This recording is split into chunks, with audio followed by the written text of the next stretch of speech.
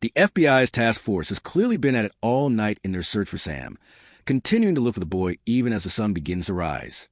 The kid in question is, ironically, safe and sound and never the wiser about the circumstances he's just been brought into, at least for now.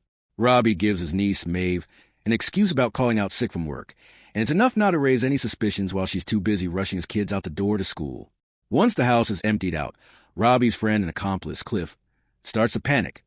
The mystery person Robbie's been texting with, MZ, said nothing about the Nances having a kid, but what's left Cliff more shaken up are the dead bodies they've left in their wake, including their friend Peaches. Have I always found a way out of things?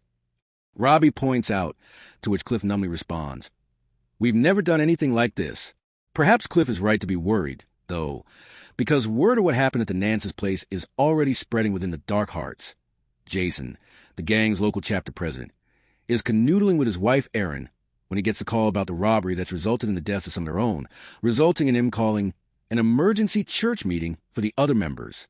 There's also the added complication that comes when Robbie and Cliff finally open the duffel bag they heedlessly swipe from a house. There's no cash inside, but there's a hell of a lot of fentanyl. It's worth more than any money they could have stolen. But these drugs are also much harder for them to dispose of without arousing the wrong suspicion.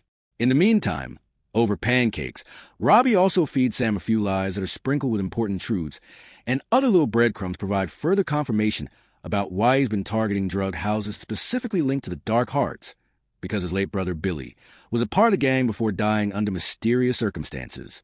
It turns out that Maeve also held the belief that her dad was killed by someone in the Dark Hearts, even if no convictions were ever made.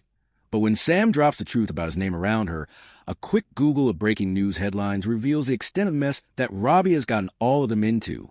When a robber at one of the houses belonging to the infamous Dark Hearts biker gang goes terribly wrong, Robbie decides to kidnap the incident's lone survivor, a young boy named Sam Nance, in order to stay anonymous.